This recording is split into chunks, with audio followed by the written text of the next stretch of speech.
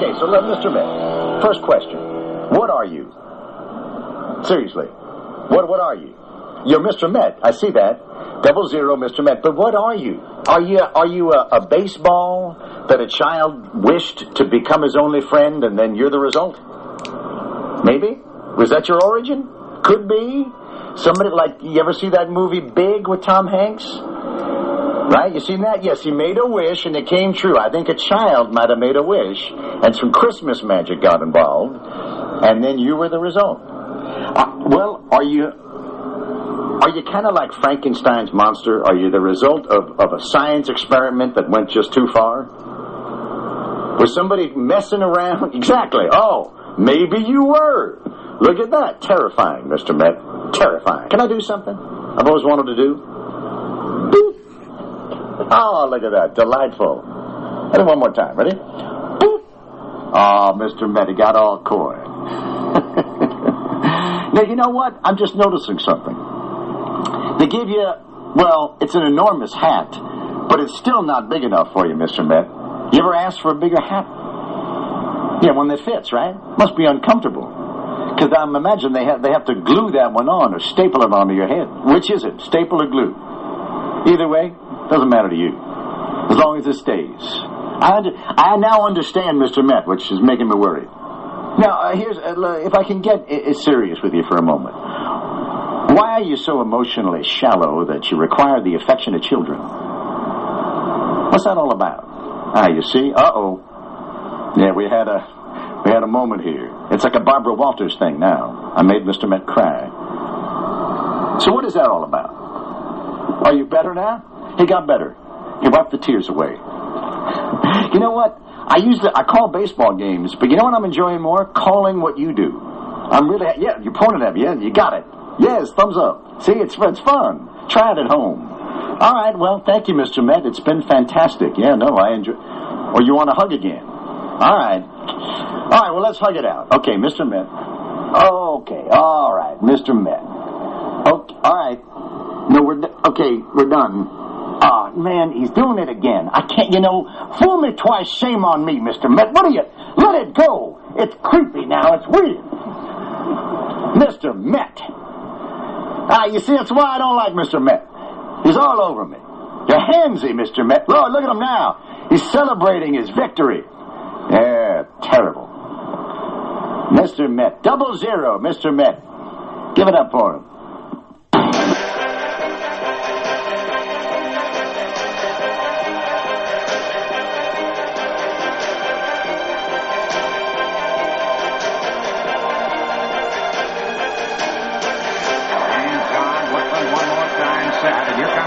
To Edgar Martinez down. The fastball swung on, hit the deep center field.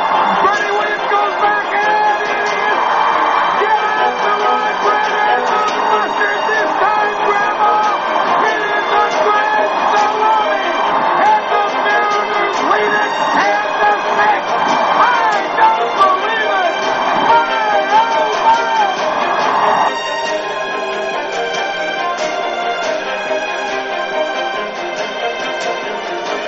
From high atop the Robinson Green Studio Complex and straight out of God's country, Pawleys Island, South Carolina, the Let's Talk Baseball Podcast Network proudly presents Backwards K Pod.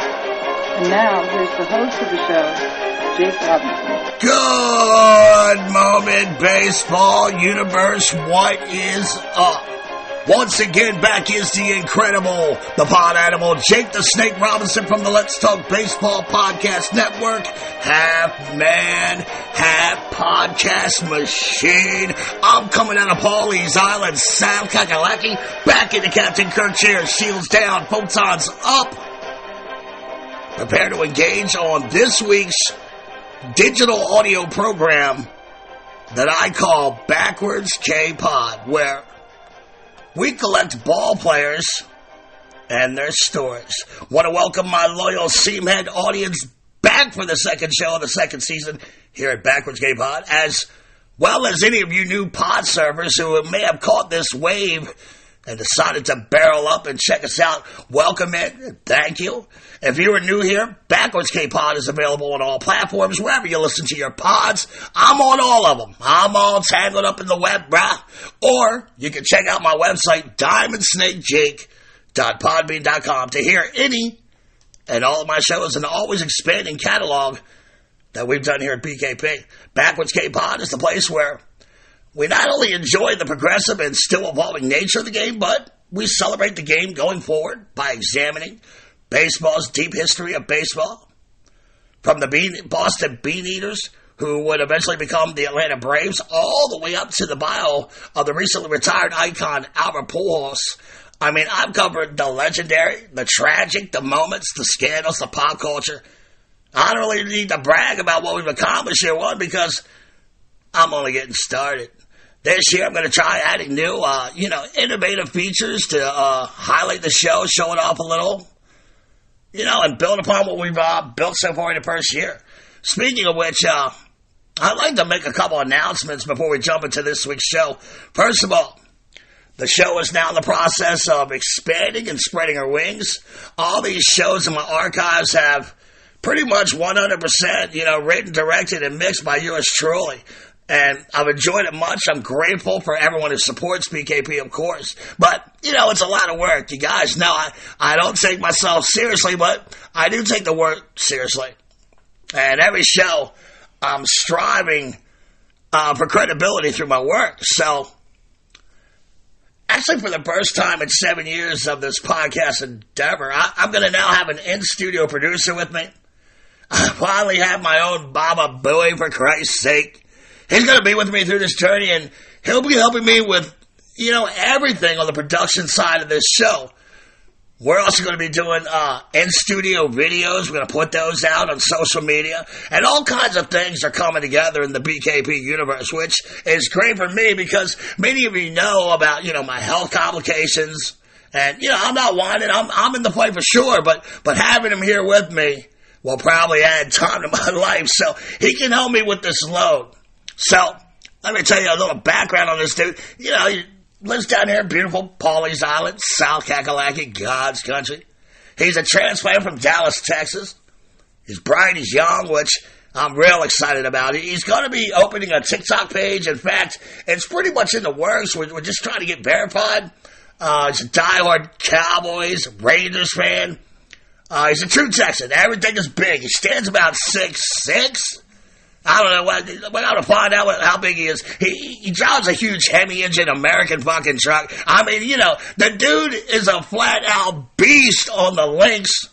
None of you want any of that. I promise you. I'll put money on this kid.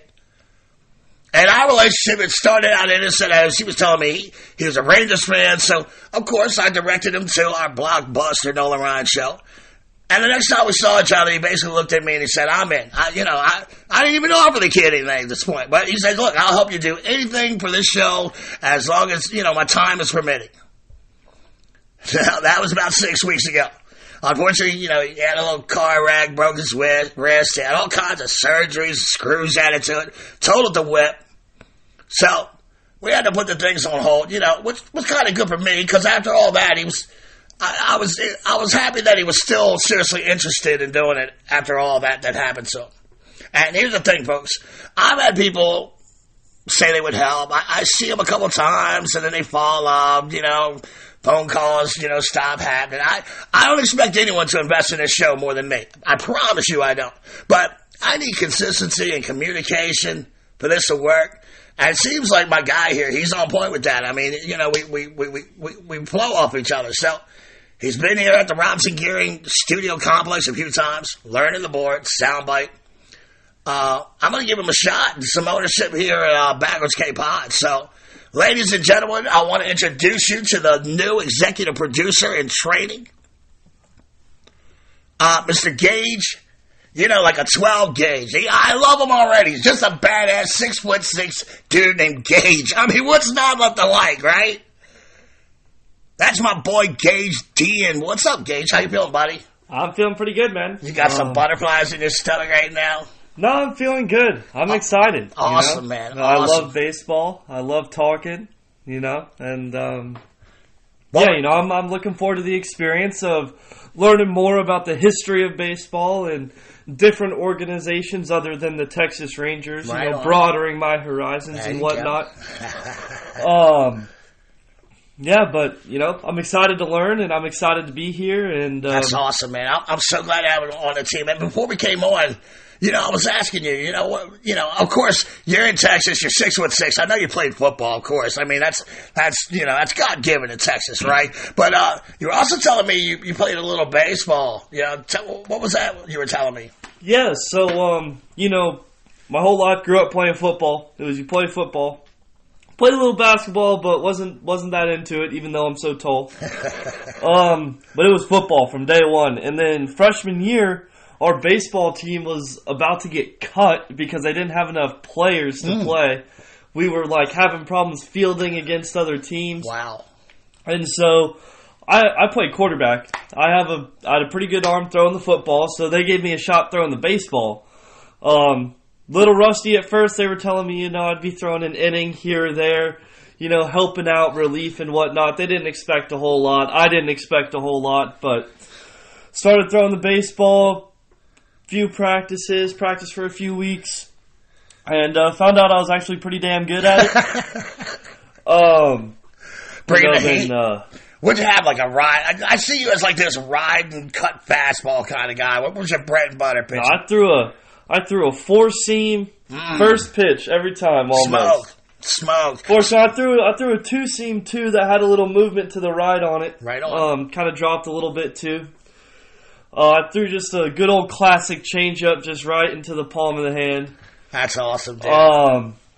Threw a curveball, threw a slider, more as I developed into it. Right. Played JV my freshman year. That's the first time I ever really touched a baseball. And then sophomore year, I got moved up to varsity. Can't hit worth anything.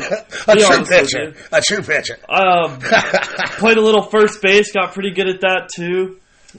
Nothing crazy though. No college offers or anything. But I definitely fell in love with the game and was able to,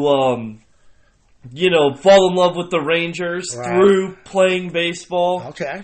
And I wouldn't be here today without it. That's awesome, man. Well, I got to tell you, welcome aboard. I'm so glad to have you on here, man. We see each other often at our day job, and we cut up and we talk about a lot of things. And I look forward to this. I really, really do, man. It's good to take some of this out of my hands. I've done so much on this show as far as, writing, production, all that. And it's good just to, have someone inside the studio with me to help me go through this. So, look, Seamheads, bear with us for the next couple of shows. I'm going to try and gauge how to handle his new producer responsibilities. We may have a few live mistakes, but you OGs know, man, I'm okay with that, as I never dub over these post-production deals like a lot of these podcasters do. I run it like a true guerrilla radio station. I think mistakes are how you learn, and I've certainly made my share of pods, and I never cover them up. By putting it out there as is, you're learning to trapeze without a net, brother. And that's how you learn, by fucking up. So just learn from your mistakes, and we'll get through with this the next couple of shows. All right, bro? Yes, sir. Let's do it. All right, man. So here we go. But look, wait a minute. I also have another thing going on in the BK universe. Now, I told you, I will never charge you for the content here. I'm coming through every Tuesday with that free baseball smoke. You don't want that smoke. And I'm not going to crowdsource you or Patreon, but I do have some great merchandise lined up, ready to hit the streets if you want to give me some donations. One of the first things, and I briefly hit on it a few weeks ago, and I sold a few of them, they were these hot and cold tumbler cups. They're handmade. They came in, they now come in 3 different sizes, and the reason I really didn't pimp them out harder a few weeks ago was because I was waiting for that second cup to come along. The second cup is the Let's Talk Baseball Podcast Network cup, and I love it. It's absolutely gorgeous. It has the face of my brand on the cup, the great one, Roberto Clemente. Beautiful red and white marble finish. The perfect complement for my Backwards K-Pod cup that is also available now. And again, I will never charge you for the content here, not even bonus shows. I give you those for free all the time. But if you would like to make a donation to the show, pick up one or two of these awesome cups, help the snake support his family by doing what he loves to do more than anything else in the world. That's Suck Baseball to you awesome seamheads. I will have the details very soon at diamondsnakejake.podbean.com, our Twitter page at back_K_podcast, the TikTok page that I spoke of earlier, with Gage, it's TikTok. What are you working on right now, first of all? Right now, we got Instagram pretty much done. Okay. It's backwards K podcast, just like all the rest of them. Lowercase b, though. Okay. Feel free to go check it out now. We're accepting followers. It is public. Hopefully, we'll be verified within the week. All right. Sounds great, man. So, that'd be great, man. I take solace. Look, man, here's the thing. I hate asking you guys for anything, but, it's the nature of the beast here in podcasting. I take solace in the fact that I work hard for the audience, and I'm not digging in their pockets without delivering that top shelf liquor, you feel me? I mean, that's week in and week out. I haven't never missed a week yet. And, look, plus, these cups are really cool. I mean, they really are. If you'd like to donate another way, that's fine. Whatever, man. Please rate and review my performance as you see fit. I ain't scared. If you listen to BKP on a platform like Apple, Spotify, please take 5 seconds of your time and hook a good brother up. Just another way to keep the show viable as listen, shares, and downloads. It kind of moves backwards K-Pod up these Google search engines, and again, it puts food on the table. As some of you can tell, put food on the table is going to be like a big theme for me this year. I'm in discussion for magnets, keychains, all kinds of cool stuff, so keep an eye out. All donations are appreciated. So, I think that about covers it. I want to thank everyone for the words and the reviews on last week's show, the 1989 World Series. I enjoyed listening to everyone recall where they were. That fateful Game 3 that was interrupted by the mighty Loma Prieta earthquake. And my man Cecil down in Florida, he messaged me and said, you keep putting out shows like that, you'll be globally in the top 5% by July. And that's what I want to hear. And he's, of course, referring to the fact that BKP is the top 10% globally for listens and downloads. He's probably right that that's a hard bar to beat every time was that show last week. I'm really, really proud of it. It was challenging. It was rewarding. And bringing it all together was, I literally cried writing that show last week. I mean, it was really hard to bring back some of those memories. The truth is, shows like that, they kind of write themselves. And, it's my responsibility to kind of make that delivery, work. And folks, I swear, this is it. But it's hard to keep topping bangers at the bangers. Eventually you run out of bangers, right? So many of you know me. I love wrestling. Especially the old school. You like wrestling? Oh, yeah. Oh, man. Stone Cold, right? Oh, definitely. Undertaker? Of course. All the Texas boys. I knew it. You guys know I love wrestling, and one of the things that ruined the WWF attitude era is eventually they just went too far overboard. I mean, they're chopping off PPs at the end of pay-per-views, you feel me? So, you can't just keep putting out bangers after bangers. There's an ebb and flow to my style. I like to think I take my audience through every emotion through, these set of stories and all, and I try not to load up on too many bangers in a row because, my biggest podcasting fear is letting, my fans down. Sometimes after a crazy story like that, you gotta let that kind of marinate inside the cerebellum. And I think that's the course I'm gonna run this week. So with that strategy of mine, I thought I would rein it in a little bit, take a little look at something, fun, as I will be giving you the history of MLB mascots. And it's funny. I'm really not the kind of guy that listens to other baseball pods. I promise you I'm not. First of all, I don't want my narrative to consciously or subconsciously mirror that of another podcaster. That's just out of respect. I stay in my lane, and you guys can always know that what you hear from me is my original thoughts, takes, and research. Number 2, let's face it, it's a competitive business, this podcasting. I don't really need to listen to anyone in this field because I'm here to win it, my way. I respect anyone in this business who can hold an audience. Many people think they can do that until they have to do it. So while I respect you, I'm a competitor and I play to win. I listen to a lot of these different pods, mostly, history and science stuff. That's what I listen to, but never other baseball shows. So with that being said, I did get on Spotify this week and listen to a couple of minutes of these MLB mascot shows. It was all the same horseshit. Johnny Baseball and his co-host, they rate the current mascots. I mean, just lazy, anecdotal horseshit pods. I'm sorry, but if you're a sports guy talking rankings of any kind, I kind of lose respect for the show. I really do. It's a nutless monkey can put that show together. So after listening to all those different mascot shows, I'm proud to say that this show is way different than any of the other mascot shows I heard in the Podverse. Why would I just ask you? Why would any of you care where I rank a fucking mascot? I mean, it's just stupid. We do things different here at BKP. I'm going to give you the history and an overview of all the current mascots in the majors. And here's the thing: when most of us think team mascots as adults, or as we're growing into adulthood, and all their spirited, energetic, and often bizarre behavior, it's hard to imagine them being anything more than the costumed marketing ploy that they are today. However, the mascot phenomenon, it began actually in the 1880s. And according to an 1883 issue of Sporting Life magazine, one of the traveling vagabond teams trying to go to the sport, they had a little boy named Chick. He was carrying bats, running errands for the team, and he became known as the team's good luck charm. The players on the team had actually pinned their hopes and faith into Chick's luck-bringing qualities.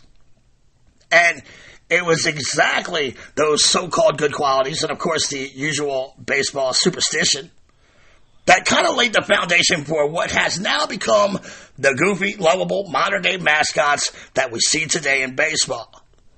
The role and standing of the mascot has evolved through the years to the point now where mascots play a pivotal role in the communities that these teams reside in. While also providing a marketing tool, mascots essentially tell the team's story, and they tell the teams, they talk about the team's culture, and they connect to the fan and the players. In simpler terms, the mascot serves as a conduit between fan and team, as the mascot, much like the fan, is in it for the long haul. Players may jump ship for other teams, GMs, managers move on, but the loyal mascot, like the loyal fan, stays loyal. You can't trade a mascot. The mascot doesn't go to home when the going gets tough. He sticks like the fan.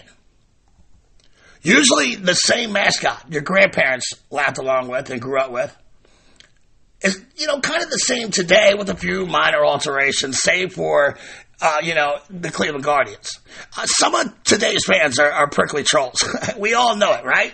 But the mascot is always there to remind you that baseball is a game, and you probably shouldn't take games so life or death serious, right? And while we usually look at mascots as harmless goodwill ambassadors for their teams, there have been a few derived from racist tropes that have offended and is starting to be done away with as the world becomes small enough to fit in the palm of our hands. Some teams, mostly amateur and college, have opened their eyes to the world around them. Professional sports teams, they've been a little slower in evolving. After all, pro sports is about huge money. The owner of these teams, they run a business that's generated on profits as their bottom line, as any successful company should be. Mascots and the team name generate vast amounts of wealth for teams today, and the owners and CEOs will be dragged kicking and screaming before they succumb to, the challenge to their profit margins. That's facts. Here in the 21st century, mascots have come a long way since Chicky Baby, Charlie O, the Donkey, Weary Willie of the Dodgers. I think to better understand our unconditional love for our personal mascot, I want to start at the beginning of this word, mascot, and recognize some trailblazers in the industry. Okay, so the earliest recognition of the word in the mainstream, according to my research, is the 1880 French opera La Mascotte. Now that's spelled Mascotte. And it's a French opera. It's about an Italian farmer struggling with his crops until this beautiful and virginal woman named Bettina visits. As soon thereafter, the farmer's crops and fortunes, they turn around, and it was deemed that as long as Bettina remained a virgin, she would be his good luck charm for his fruitful harvest. Now, eventually, all things go wrong, as you can imagine. So that's the very first use of the word mascot. It's a French opera in 1880. Here in America, the word mascot would evolve into its own current-day American English spelling due to the Sporting Life and New York Times. Now, follow me here. In 1886 issue of Sporting Life, the writer refers to the Boston Browns baseball team. It says, "Little Nicky is the luckiest man in the country, and he is certainly the Browns' mascot."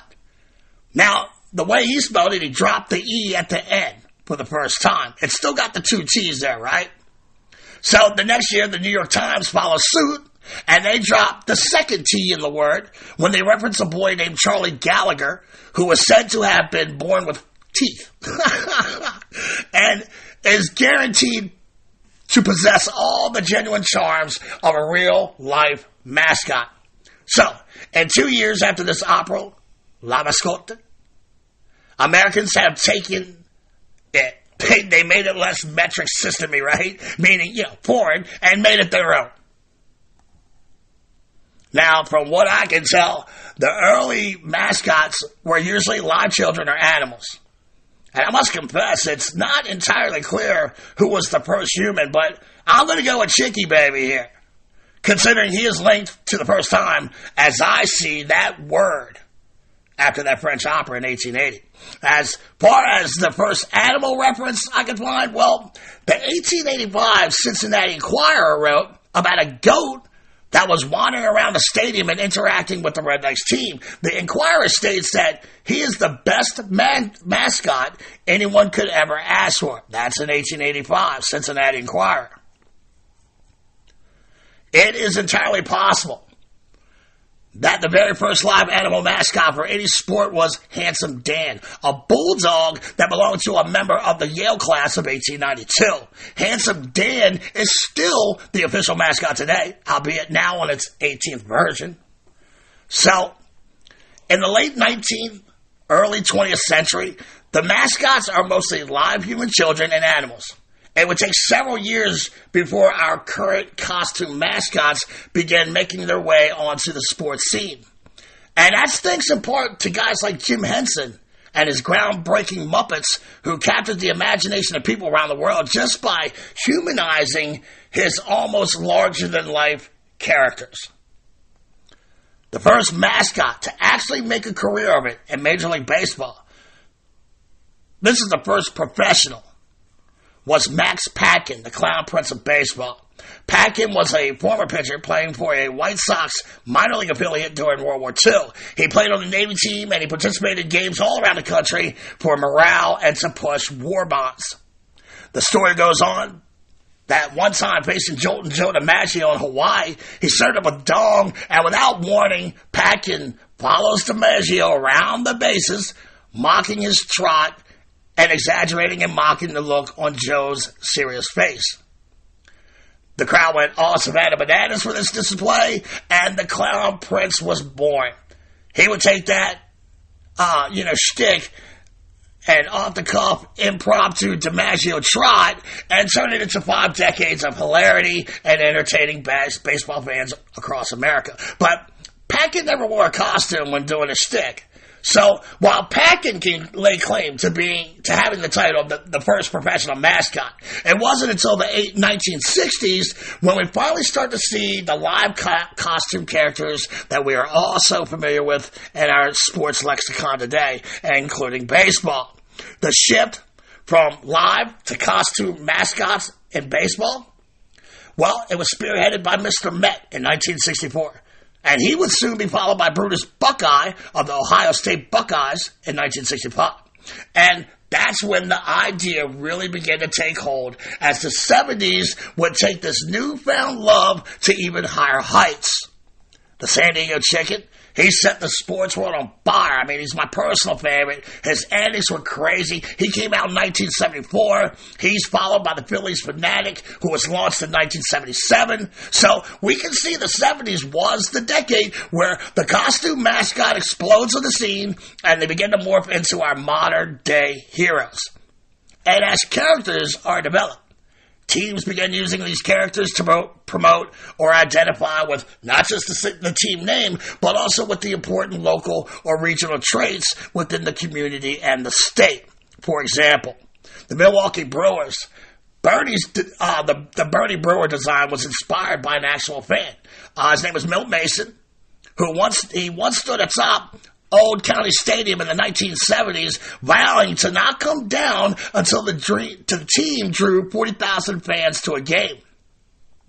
And Bernie reflects the city's long and storied history in beer making, of course, German descent, German beer. Now, it still holds to this day. Whenever a brewer drops dong, Bernie slides down that chute and into a mug of beer. And while team mascots have found innovative ways to capitalize on history and culture within the communities, I sometimes wonder what kind of drugs and hallucinogens some of these creators were involved in when they conceptualized their vision. While the older mascots of the 70s and 80s were true brand recognition mascots who brought the history and connection to the team, many of these newer mascots today, they've become furry, outlandish, missing link types who, upon sight, they really have no connection whatsoever to the team name. Some of them are like that. Or they don't have regional traits whatsoever. Not that that's a bad thing, because I love some of these new mascot concepts that are out. But look, if they provide entertainment to the old and young, and more importantly to the front office revenue, it doesn't matter as much if the appearance has connections. For example, Orbit for the Astros. I watched a lot of tape this week on him. I'm not sure what he is, but man, oh man, is he entertaining. Truly innovative 21st century shit. It doesn't really matter what he is. That thing connects to the Astros faithful, and I totally see why. The marketing of mascots is a big deal these days. When the Chicken and the Phanatic were breaking ground in the 70s, no one could have envisioned the money-making ventures mascots would have, nearly 50 years later. When they first hit the scene, there were 3 major television networks. Now you got cable, satellite, social media, the internet to make, create, and market your mascot. Now, with that being said, it's truly hard to quantify the amount of revenue a mascot can provide for their team. There's just not enough data, and if there is, I'm just not that smart enough to see it, I guess. But I will say this, back in 2016, Forbes magazine, they did a ranking of the top mascots in the big leagues, and it gave a small sample size of how lucrative the mascot game has become. The rankings were determined by merchandise sales, social media followers, and news media hits. And according to this Forbes article, 2016 that I read, the Phillie Phanatic is the number 1 grossing mascot. He's generating nearly 10% of all retail sales at Citizen Bank Park. That's an even bigger piece of the pie than many of the players. The Phanatic's power in Filthy is nearly incomparable, as the ageless magic of this character continues to inspire and astound like no other mascot in the game. No matter your feelings about the Phillies, the Phanatic has become a national treasure to baseball fans of any persuasion. Unfortunately, all this revenue generated by team mascots can affect decisions to hold on to outdated and offensive ideas in regards to team spirit. For example, and I know this is a slippery slope for many, but it can't be ignored. The classic appropriation of indigenous American iconography of fierceness and tribalism, leading to the characterization of Native Americans. It's steeped in stereotypes, campy cartoon-like characters, and in some cases just outwardly racist image, right? The Redskins and the NFL, the Cleveland Indians, they wrestled with this for years before changing their team names, under pressure by Native American native groups, who began speaking out in the 90s about their concerns. But, the boomers in power back then, they didn't care enough to listen, let alone change. Only when the corporate sponsors threatened to pull out did these two franchises decide to go in a different direction and join the new millennium. But look, this is where it gets tricky. Most of us become fans at an early age. Mascots are a big part of the indoctrination of our kids. So, when the team decides to bow to so-called cancel culture and do a brand change, some fans do not react well, and they become angry. The association with the mascot, it's hard to give up for the fan. I totally understand it. You've had it one way all your life. And that is regardless of any offense that might be taken by marginalized people in our society. And it doesn't necessarily mean the fan is not apathetic or that they're racist. To some fans, he's our mascot, leave him the hell alone. And that's fair. But, on the flip side, look, the Commanders, the Guardians, they're still raking in cash. It doesn't look like either one of those teams is suffering from the name change and the mascot change, which was surely the reason both of these teams stubbornly fought the evolution, right? Teams don't want to fuck with their bottom line. So, while some mascots will be lost to history and newfound cultural sensitivities, their legacies are preserved for eternity in the Mascots Hall of Fame located in the small town of Whitburg, Indiana. And it currently boasts over 20 mascots from all sports, including Mr. Met, the San Diego Chicken, the Phillie Phanatic, the Oriole Bird, the Pittsburgh Parrot, and others. And the hall was actually founded, this one in Whitburg, Indiana. It's found by the Phillie Phanatic creator, David Raymond. And the building is now under construction right now. And I thought it would be kind of cool to run through all the current MLB mascots, and I'll give you a little backstory on each one, because behind every mascot, there is a backstory. And there is someone who designed it for a reason. Some of these mascots have a fictional origin story, like superheroes. And let's start with the Halos.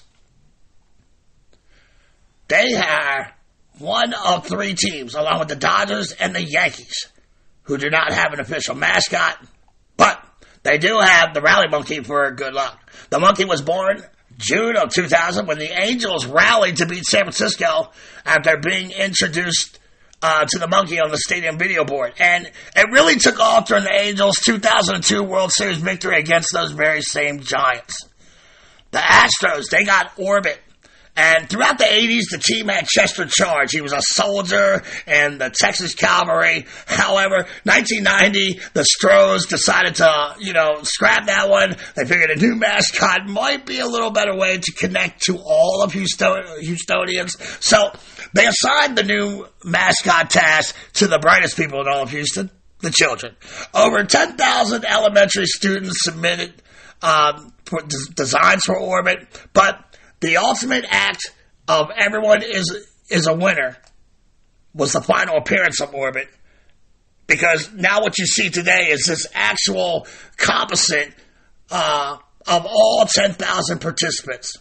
And I kind of find that interesting, and I would explain how I never knew what the hell he was. He was replaced by Junction Jack in 2000, but he returned in 2013. And Gage, let me turn to you and ask you a question here. In 3 words or less, what are your feelings about the Houston Astros as a Texas Rangers fan? I hate them. Very good. The Oakland A's have Stomper, and its original story goes to the beginning of the 20th century when the Athletics played in filthy, Giants manager John McGraw, he referred to the A's as white elephants, which was kind of like this term for a burdensome, extravagant gift. And it is said that the ancient king of Siam used to give albino elephants, that's a hard word, albino elephants to those who displeased him. While an elephant may seem like a generous gift, you would think, the king knew that the cost of upkeep would usually financially ruin those that he gave the gift to. So manager Connie Mack, he reappropriated the animal into a rally cry and a good luck charm. And in 1997, the A's introduced the lovable Stomper. I like Stomper. Toronto, they got Ace the Blue Jay, and he's a family man, bird. When he was introduced, he originally came with like this winking wife, Diamond. Her personality his personality is based on Jim Carrey, and the wife was loosely designed after Goldie Hawn. 2 Canadian-borns. Diamond was retired in 2004, and a few years later, Ace would introduce his son Junior to the baseball universe. The Braves have Blooper, and I have no idea what he is. He's kind of a cross between my grandmother's carpet in her living room in the 70s and like a strangely shaped humanoid of some kind. And he was introduced as a lab creation, which, it looks like it, with modern mascot appropriate traits. But look, he loves his Bravos, and he's a good performer. Very entertaining. Milwaukee has the iconic Bernie Brewer. And I told you a story earlier how it was created. Brewers fan Milton Mason, who sat at Top County Stadium with a pretty sweet setup. He had a trailer with a fridge, a stove, a TV, and even an exercise bike. He remained in like this little makeshift homestead for 40 days until a promotional bat giveaway day brought 40 grand into the Brewers' crib. After that win, Mason swung down from his perch on a rope and suffered severe rope burn and a few broken bones. In 1973, after Milt Mason's death, the Brewers commemorated him with the creation of Bernie Brewer. He was retired in 1984, 2 years after the World Series appearance by the Brewers, but he would be brought back by popular demand in 1993. And for the life of me, I can't figure out why Milwaukee retired him in the first place. I mean, especially so quickly after a World Series appearance. Bernie Brewer is a baseball mascot icon for sure. The Cardinals have traditional, old-school Fredbird. Well, they call him Fredbird the Redbird. And he's been around since 1979. Not really much to explain. He's a fitting mascot for St. Louis, a humanoid cardinal whose beauty is in his simplicity. The Cubs have Clark the Cub to represent that team that plays in its home games on Clark and Addison. And given the age of the North Chicago club, you may think that Clark has been around for a while, but he hasn't. In fact, Clark the Cub became the first official mascot in Cubs history in 2014. Now, the origin story goes like this. Clark is a descendant of Joa. Joa was the team's live bear mascot back in 1916. They used to have him in a cage outside the Wrigley Field. Now get this now. Joa originally escaped from the nearby Lincoln's Park Zoo, and he followed the roar of the crowd to the friendly confines of Wrigley. That's how he wound up there. And this Clark the Cub, he's a descendant of Joa. That's his backstory. Okay. The Snakes, they got D. Baxter the Bobcat, which may surprise some people, right? I mean, why wouldn't the Diamondbacks just have a snake for a mascot? Well, the idea for D. Baxter the Bobcat was actually conceived by former Snakes infielder Jay Bell's son, Brantley Bell. And the reason for the Bobcat was based on the fact that Chase Field, home of the Arizona Diamondbacks, was originally called Bank One Ballpark, or the Bob for short.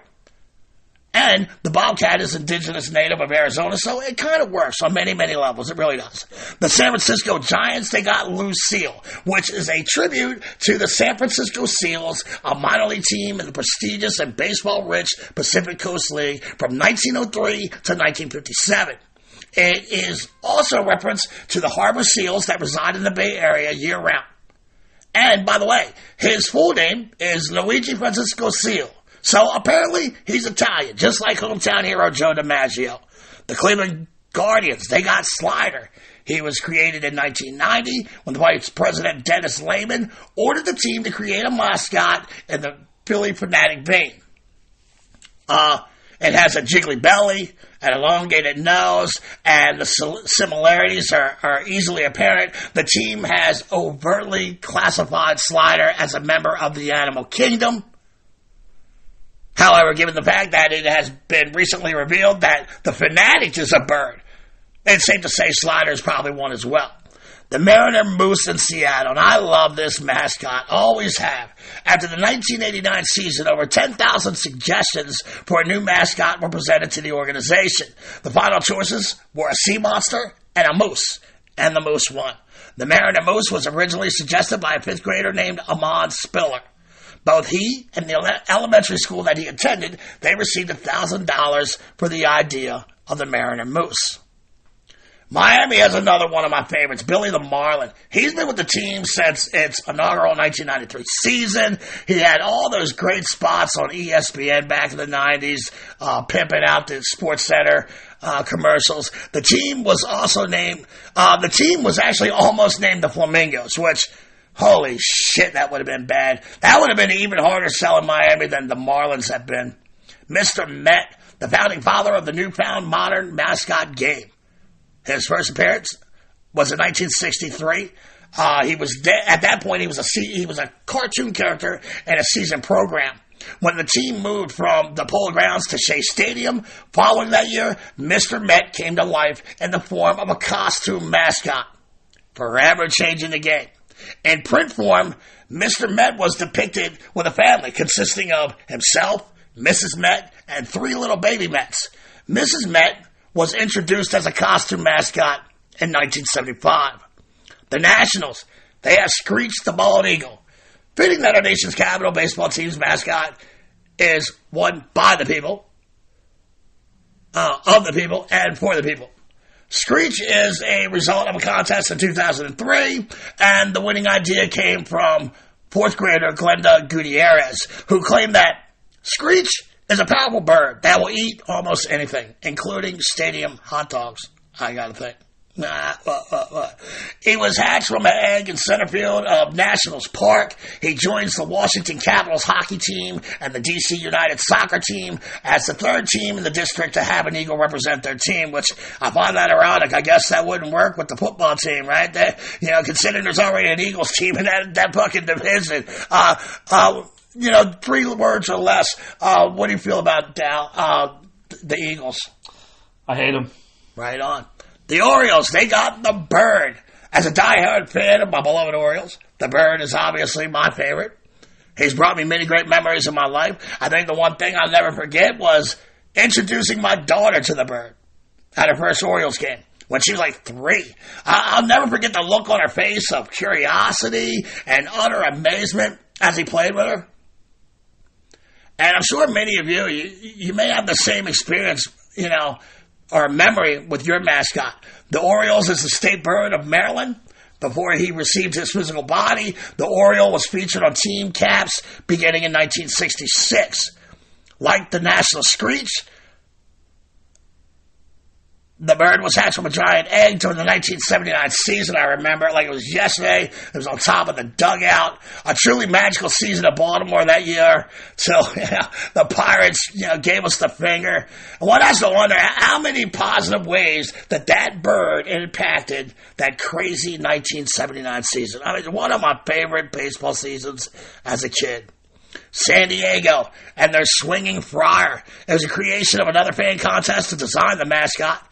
Naval Seaman Apprentice Carlos Hadaway, and he too, for Christ's sake, he came up with a few designs, and the Padres adopted one of those designs, being the bald on top friar tuck look.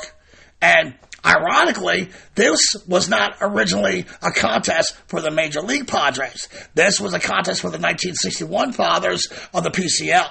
The Padres loved Hadaway's vision so much that they took it to the major leagues when they joined the fraternity in 1969. And Philly has the beast of mascots. Arguably, many unbiased people would say either him or the chicken, San Diego Chicken, they're the greatest mascots ever. They could change, a lot of these younger mascots are really good. They are really, really good. Unlike many cities, Philly didn't have a contest to choose the winner. They instead turned to a visionary who was changing the television landscape with his expanding cast of colorful characters at the time. They reached out to Jim Henson, creator of the Muppets and Sesame Street. Ironically, at first, though, the Phillies front office, they weren't enamored with the chubby green thing that Henson had presented to them. So instead of buying the copyright, they leased the design for years without copyrights in a wait-and-see kind of approach. They could have purchased the rights for a mere $5,200, which is about $126,000 in the 2023 economy. 3 years later, they spent $500,000, which now has the purchasing power of $1.9 million here in 2023. The Phillies' initial skepticism was clearly misplaced. As Jim Henson proved, he knew what the hell he was doing, and the Phanatic has stood the test of time. Also, again, the Phanatic is a bird. It just cracks me up.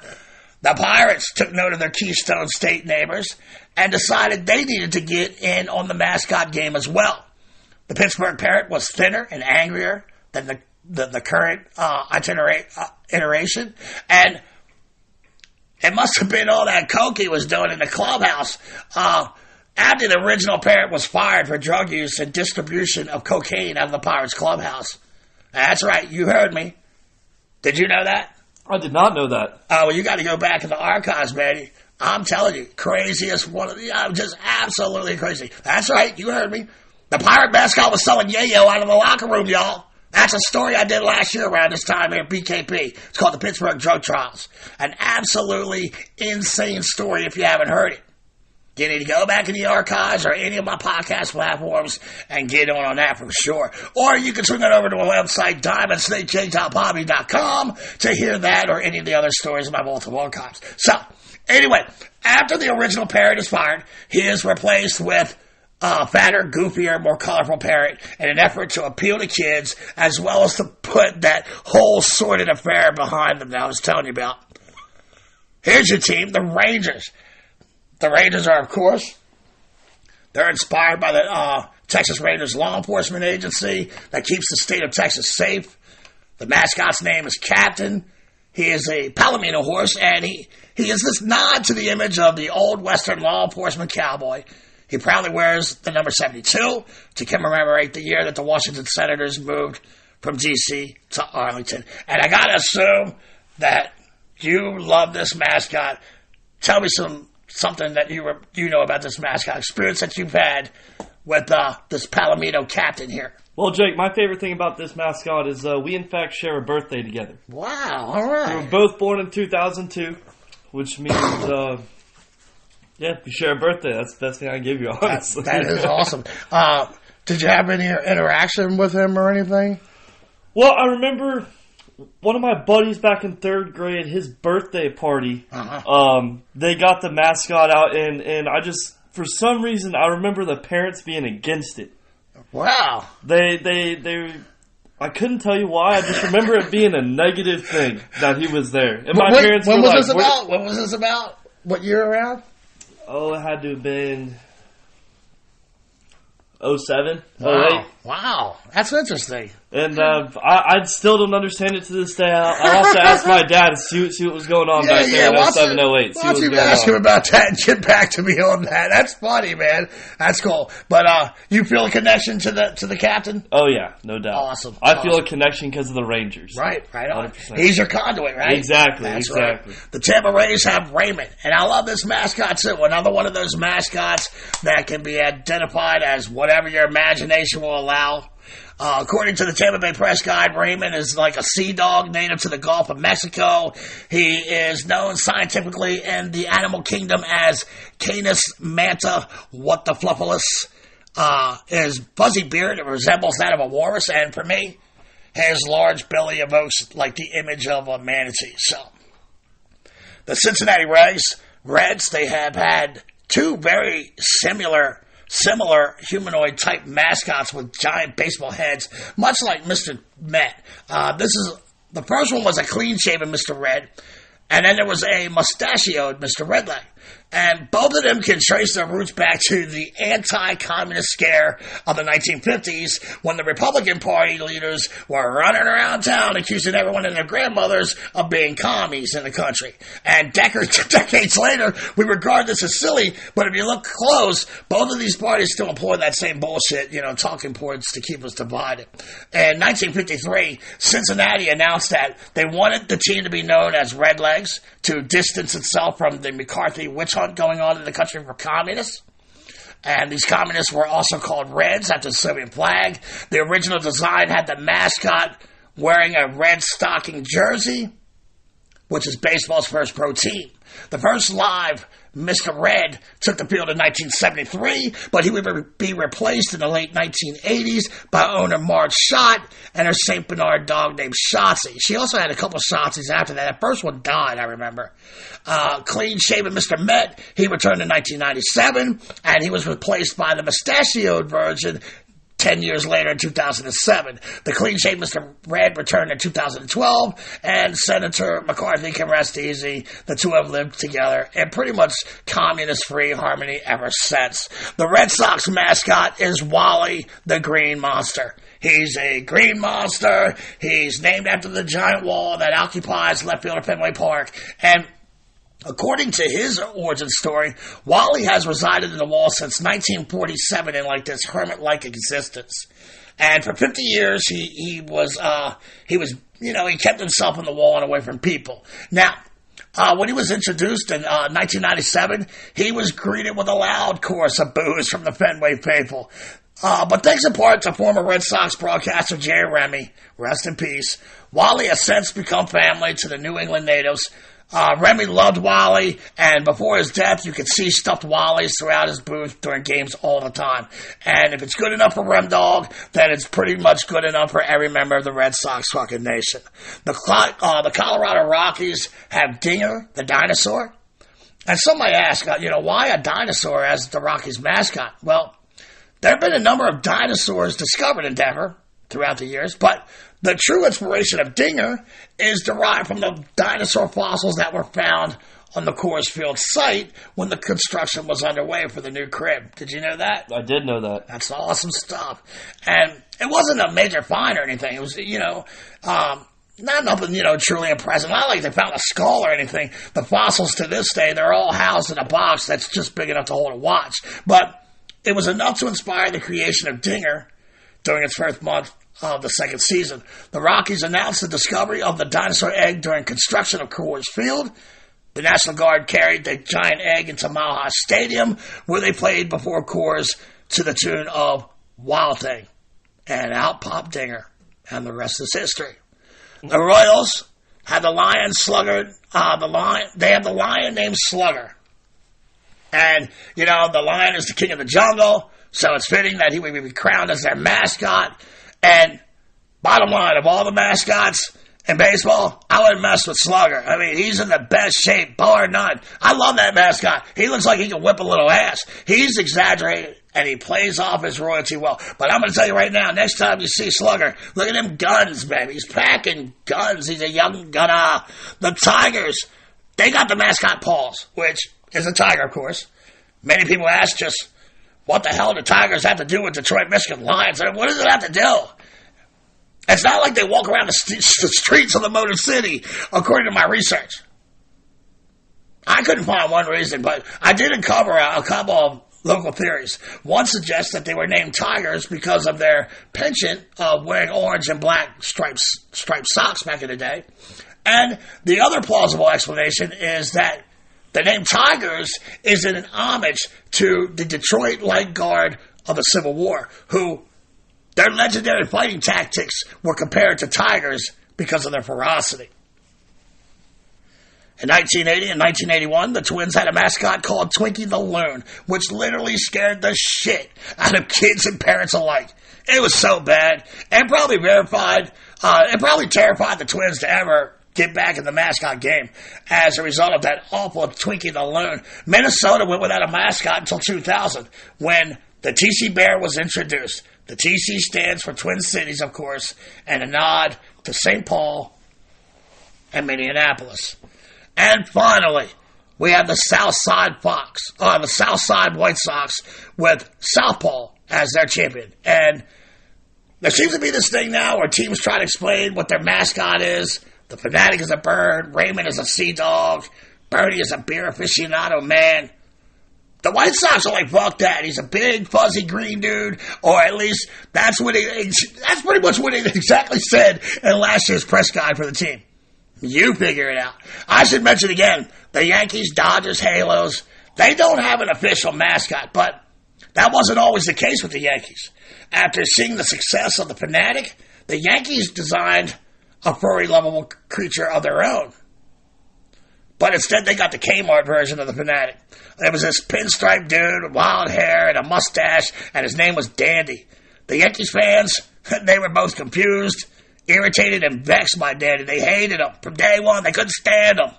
When Yankees catcher, the heartbeat of the team, Thurman Munson, died in a plane crash in 1979, someone noticed how similar the mascots looked, like the former fallen Bronx captain. And George Steinbrenner did away with the failure of a concept. Now, there are 7 teams that are currently members of the National Baseball Hall of Fame in Cooperstown, New York. Slugger of the Royals, the San Diego Chicken, who's probably my favorite ever. I did a story here on Big KP last year about the kids' baseball show from the 80s, The Baseball Bunch. And in that show, I gave a mini bio on Ted Giannoulis and the San Diego Chicken. By all means, check that out as well. It's on all pod platforms or at DiamondSnakeJake.poppy.com if you haven't heard that Baseball Bunch show. Back to Hall of Fame mascots. Can't put anyone in over the Phillies Phanatic. Of course, besides maybe the Chicken, and probably the best. Mr. Met, the godfather that started it all in Major Leagues because, why not? The Mets were trying to get kids in there. Well, he's in. The Bird of Baltimore, my champion, he's in. Slider from the Guardians and the White Sox, Southpaw, are both in as well. So, you got 7 modern mascots in the Hall. I'd like to nominate 2 other mascots who I feel like should be in. Number 1, the Pittsburgh Parrot. And number 2, Houston's Orbit. To me, he's just one of the best mascots going in the game right now. I love watching his antics and his pranks he pulls on fans. Both of these mascots deserve it to me. How about you? What do you think? What do you think about Orbit? I mean, from an unbiased view, what do you think about him as a mascot? From purely just a mascot standpoint, I think it's phenomenal. He is, right? I think that's awesome, man. It's everything a mascot needs to be and what people want it to be. Absolutely, man. I thought I was kind of laying out on this limb, but he does awesome work. I love that freaking mascot, man. It's crazy. So, to close the show out, it's important to note that there have been stumbles along the way with teams learning from the growing pains of off-putting or downright Twinkie the Loon scary creations. Sometimes these missteps have led to teams abandoning the mascot concept altogether, like the Yankees and the Dodgers, Weary Williams, real-life characters from them bum days back in Brooklyn. Other teams have finally moved on from racist overtone that marginalize certain people as mere characters, like the Braves with Blooper. Mascots can be charming connection between the fans and the team, but like all aspects of baseball history, it has not been without failings, such as the ridiculous Chief Yokohama that the Braves had living in a teepee beyond the outfield wall back in the 70s at Fulton County Stadium. It's important to never forget the good as well as recognize the bad. That's how we get better. And while mascots may be meant to appeal mostly to kids, like the game of baseball itself, mascots bring out the kid in all of us. And folks, I think that's where I'm going to end it. I think that's where I'm going to wrap it up. I want to thank you, Stimulating Seamheads, for dropping by this week. I hope you enjoyed listening this week as much as I enjoyed telling you about the history of MLB mascots. I want to thank my new executive producer, Gage Dean, for accepting the challenge and joining our family here at BKP. Seriously, thank you, man. Welcome aboard, brother. Yes, sir. Happy to do it. There are a couple of articles of Fangraphs I referred to in my research this week. A lot of video to come through on YouTube. All kinds of stuff you can look into if you want to follow up on my presentation. Please check out those tumbler cups. I'm gonna pimp those out tomorrow. I'd like to keep this ship afloat with the shows, and it does kind of rely on donations and contributions going forward. I'm slowly figuring that shit out. If you'd like to donate, but not to, if you want to donate, but not the cost of the cups, you can donate $1 or not. Just ask me how, and I'll tell you. It really sucks. This is how the pod business works. I hate asking it for anything. Maybe one day I'll blow up like Joe Rogan, but it does cost me to be here every week with new shows, so I really could use a little help right now. These cups are badass, and I produce weekly at a high level, so help a good brother out. And with that, folks, I chop off the head of our baseball hydra, only to see 2 more stories take its place. With MLB mascots getting smaller and smaller in my rearview mirror, I turn my attention next week to U.S. presidents in baseball. Sounds kind of interesting. I've read articles where they think George Washington played rounders back in the day. That's a Tuesday, by the way. In fact, there are reports of old George throwing a ball around while he and the colonial rebels were trapped by the British at Valley Forge. Picture that, right? So, I'm curious and excited to dig into that topic. But look, that's another story for another pod here at Backwards Cave Pod, where we collect ball players and their stories. Parents, if you see your kid sitting on the couch with their nose in a bone looking bored AF, by all means, take him or her outside and play a game of catch. Thank y'all for coming out. God bless and win the day. And like my boy Shea Hillenbrand told me a few months back, you go to hell, Andy Pettit. See you next week, Steamheads. If I'm still breathing, peace.